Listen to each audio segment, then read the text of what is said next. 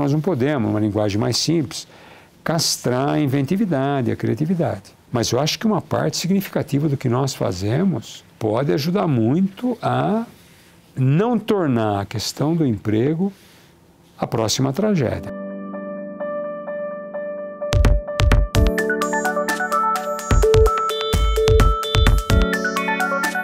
A tecnologia, em princípio, ela economiza trabalho, economiza trabalho humano. Veja, a eletricidade, ela entrou para substituir as fábricas que eram movidas por outro tipo de energia. Ela entrou para iluminar cidades que utilizavam óleo de baleia. Então você tinha os candeeiros, eles iam lá acender toda noite. Era uma realidade completamente diferente. Essa ideia de que tudo muda de repente é uma ideia muito impressionista. O ciclo da eletricidade durou 20 anos, 25 anos, que é um pouco o ciclo das tecnologias, né?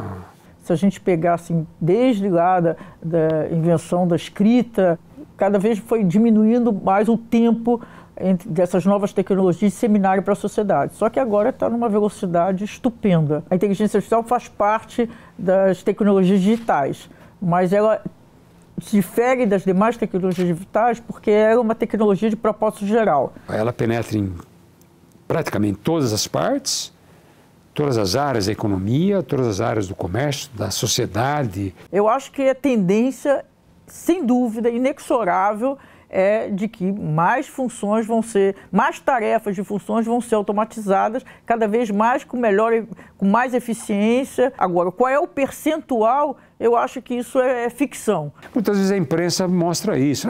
Eu tinha um pequeno café com 5 funcionários, eu comprei um robô agora que faz café, maravilhoso, economiza pó, economiza água, economiza açúcar e me demitiu os meus 5 funcionários. Isso vai até o robô jogar o café na camisa branca de alguém, certo? Não vai pegar bem. Mas, entende, são exemplos muito localizados. Raramente, o robô substitui a totalidade das tarefas humanas. O que é certo é que muitos empregos vão desaparecer e muitos empregos novos vão aparecer. E o que eu acho que é certo também é que essa força de trabalho que vai ser eliminada não é a força de trabalho que tem o perfil adequado para as novas ocupações que vão surgir. Eu acho que esse é o grande problema. A pessoa que sai de um emprego porque foi destruído, não se sabe se ela está preparada para entrar num emprego que foi criado, com outras habilidades, com outras exigências. E a escola que está formando pessoas, ela não sabe direito quais são as demandas específicas desse novo emprego que acabou de ser criado. E a economia, que precisa muito de aumentar a produtividade, não pode dispensar a incorporação dessa tecnologia e ajustar essa pessoa de alguma maneira para que ela possa sobreviver e até crescer e melhorar de vida, né? Sei lá, no escritório de direito, essas tecnologias hoje estão substituindo maciçamente os estagiários. Antigamente, qualquer escritório de direito tinha que ter uma penca de estagiários, porque uma das coisas que você tem que fazer quando você está lidando com um caso é você ver a jurisprudência daquele caso, quem julgou isso antes, o que foi julgado. Na medida em que toda a justiça vai sendo informatizada, hoje você tem programas de prateleira no mercado que os escritórios compram. Os estagiários levavam uma semana para fazer aquela cata de documentos, agora em 3 minutos o negócio, a resposta vem pronta para ele. Então, para o advogado, a vida melhorou. Mas para aqueles monte de estagiários que estavam tentando começar a carreira ali, isso significa perder uma maneira de entrar no mercado de trabalho, etc. Se as tecnologias são voltadas para eliminar emprego, elas têm uma lógica. Se elas não estão voltadas, elas têm outra lógica. Você pode falar para mim que o mundo das empresas está sempre voltado para cortar custo e substituir gente. Tá bom. Mas não digam para mim que é a única lógica possível. Porque daí você vai pôr a culpa na tecnologia.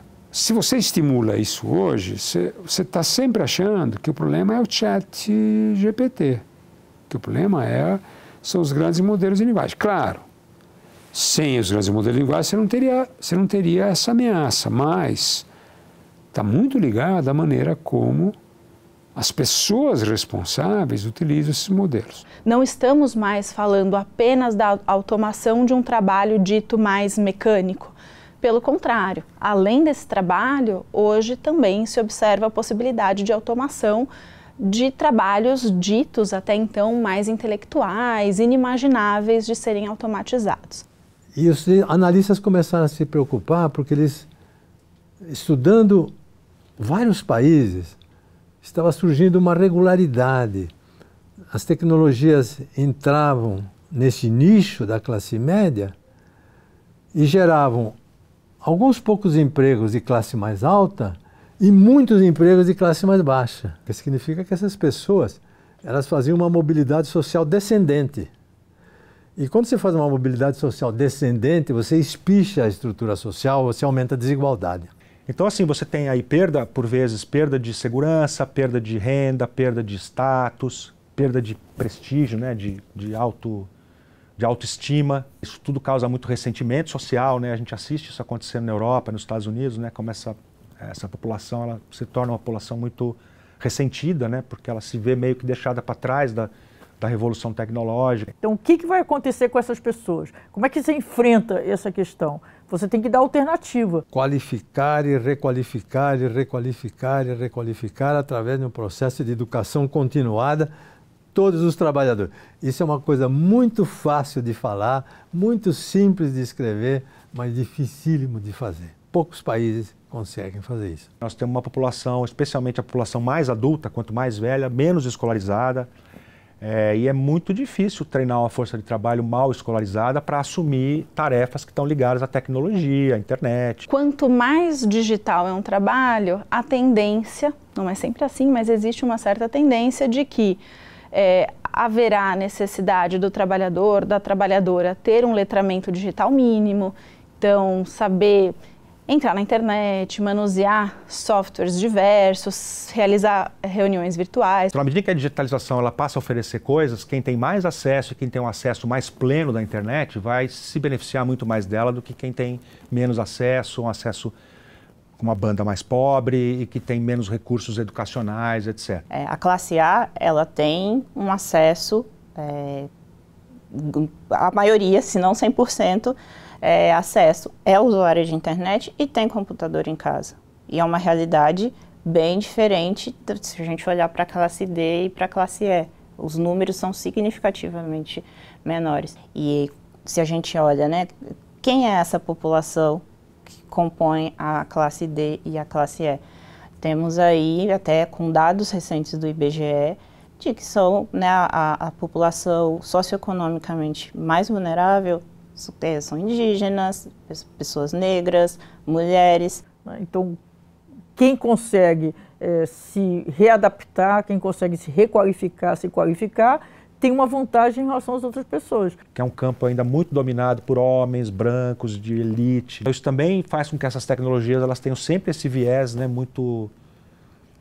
que é o viés de uma população que, no fundo, é uma grande minoria, né, em termos globais, né? Nós temos uma desigualdade entre países. Hoje, a China e Estados Unidos estão à frente dos outros países, muito em relação à inteligência artificial, tanto da pesquisa, desenvolvimento, implementação e uso. Depois tem um segundo pelotão lá, com o Reino Unido, com a Alemanha, França, Canadá, Austrália, entende? Mas de longe, a distância é muito grande. O Brasil nem está mal em termos de produção científica. Mas o Brasil não tem empresas, tem algumas empresas que mexem com isso, mas são empresas de nicho, né? Então tem a defasagem, quem está mais avançado nesse processo vai ganhando market share. Hoje, um dos grandes impactos é a concentração de mercado. É muito comum empresas de países como Estados Unidos ou empresas em países dentro da Europa que contratam trabalhadores normalmente do sul global, como mão de obra mais barata, como, enfim, um aumento ali de oferta. Uma coisa é dizer, bom, tal tecnologia vai gerar tantos empregos do futuro, mas vai gerar esses empregos aonde? Aonde é que esses empregos vão surgir? Isso a gente também já não sabe mais. Agora, a existência de uma tecnologia por si só não implica que ela vá ser adotada e que ela vá ser adotada em todos os lugares da mesma maneira. Tecnologias, quanto mais novas, mais caras elas são, então isso também limita um pouco a expansão delas. A adoção não tem a ver só com a tecnologia estar disponível, tem vários outros fatores, né? O custo de transformação da empresa, de você mudar processo, as questões culturais. Então, as empresas não funcionam nessa velocidade. Tanto que, se a gente pensar hoje no Brasil, grande parte das empresas estão na fase ainda de automatizar os processos básicos. Como se eu pudesse dizer para vocês, muitas vezes, do ponto de vista do mercado de trabalho, nós somos beneficiados pelo atraso, porque você fala, qual é o impacto no mercado de trabalho? Pouco, porque nós estamos pouco digitalizados. O problema é que você vai começar, porque a tendência é essa, pode demorar 15, 20 anos, mas você vai ter que digitalizar porque você não tem como fugir disso.